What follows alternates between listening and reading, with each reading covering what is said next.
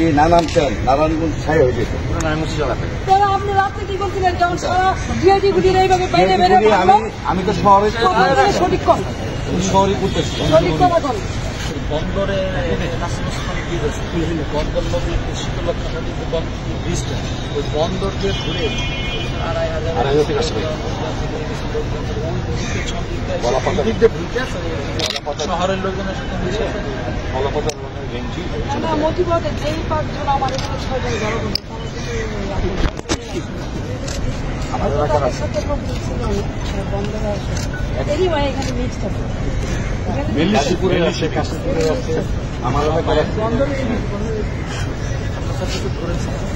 যাই হোক আমি আমার বক্তব্য ইনভেস্টিগেশন করা হোক ইনভেস্টিগেশনে একদম ভালোভাবে আমরা একটা কথা বলি ইনভেস্টিগেশন করা হোক আপনি আমার চুলটা বাচ্চান জীবনে কেউ হাত জানি যায় এবার একটা 2 দিন আপনার বৃহস্পতিবার দিনে শুক্রবার দিনে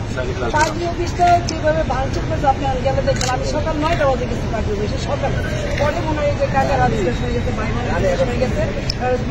যেইভাবে ভাঙছে পার্টি অফিসটা ভাঙিয়ে ওটা পাশে আমার একটা ছোট্ট উদ্যান আছে বঙ্গবন্ধু উদ্যান আমি একটা বোড়াল করছিলাম ওই আপনার মেটাল দিয়ে সেই মেটাল বোড়ালটাকে একদম আলগি করে 3 নম্বর গেটের নামে মারিয়েছে তারপরে এসে পাঠা কাটছে দুটা পাঠা কাটছে তারপর পার্কে ঢুকার চেষ্টা করছে এখানে লোক ধরে শেখাচ্ছে পার্ক দিয়ে গেছে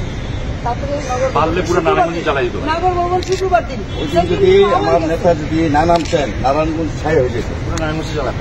আপনি রাত্রে কি করছিলেন যখন সারা ডিআইডি গুলির এইভাবে বাইরে বেরে আমি তো শহরে সঠিক কর শহরে করতেছি সঠিক কথা কর আর নাহলে কম কর ঠিক আছে